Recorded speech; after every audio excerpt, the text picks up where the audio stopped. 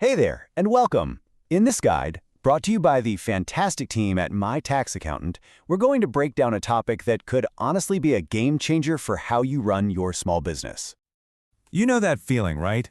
The end of the financial year is looming, the paperwork is piling up, and the thought of filing your annual accounts just fills you with dread? Well, if that sounds familiar, trust me, you are not alone. But there is a lifeline.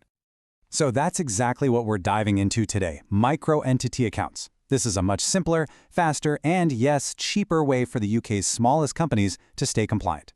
It's all about letting you get back to what you do best, running your business. So here's what's on the docket. We'll look at what these accounts actually are, who's eligible to use them, the really crucial pros and cons, how to get them filed, and of course the common mistakes you'll want to avoid. Then we'll wrap up with your next steps. All right, let's get into it. First things first, what on earth are we even talking about? Let's get a really clear idea of what micro-entity accounts are and, why they were even created in the first place, to help businesses just like yours. Okay, so in a nutshell, micro-entity accounts are basically a light version of the full, super detailed statutory accounts that bigger companies have to file.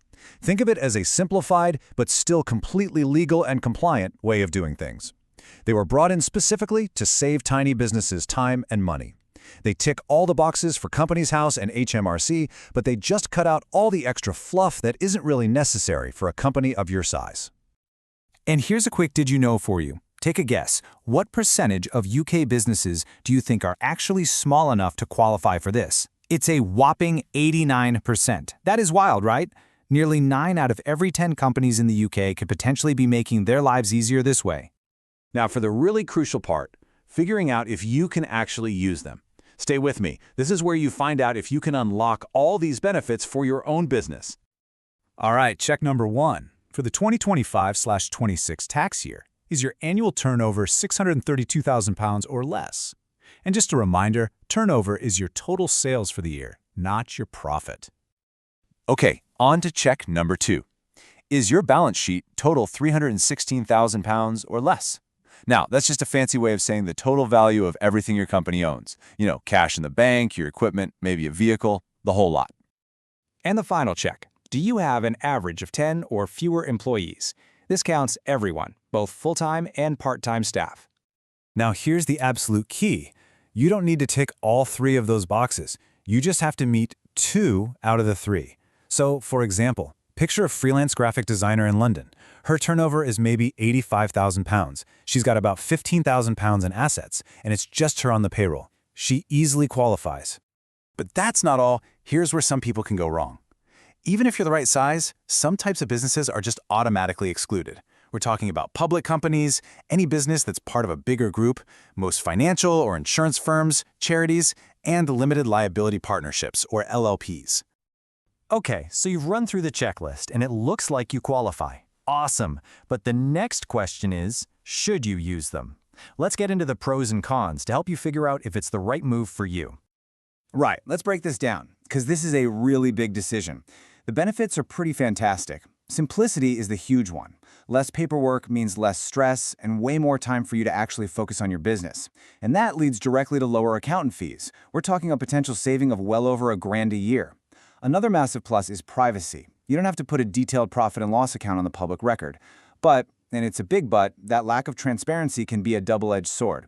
Lenders might see it and think, we can't see the full picture, which could affect your business credit rating. If you're planning to look for investment, forget about it. Investors will want to see everything.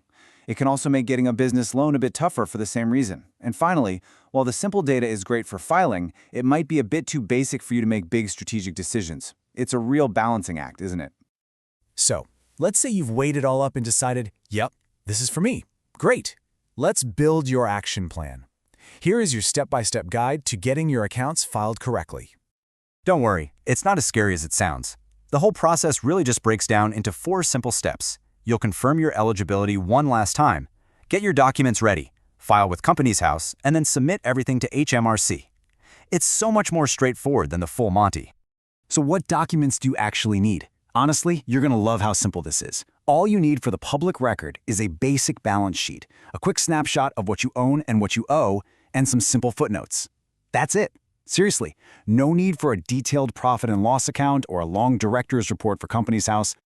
Okay, now listen up, because this is where people often get tripped up. The deadlines. You have to file your accounts with Companies House within 9 months of your financial year end. But for HMRC, it's a bit different. You have to pay your corporation tax by 9 months and 1 day. But you get a full 12 months to actually submit the company tax return form, the CT-600. Mixing those dates up is a really easy and potentially costly mistake. And speaking of mistakes, let's dive into the most common pitfalls people fall into.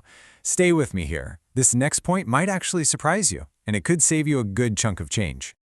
It's a simple question, right? But the consequences are pretty serious. What actually happens if you blow past that 9-month deadline with Companies House?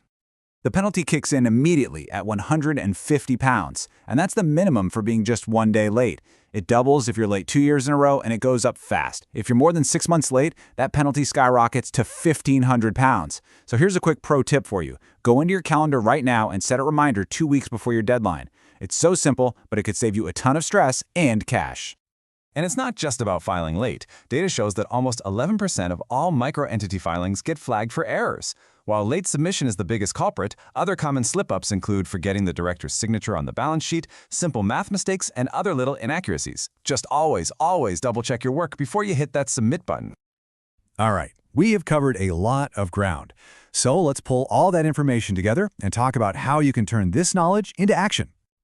So there you have it. You know what micro-entity accounts are, who they're for, and the pros and cons you need to weigh up.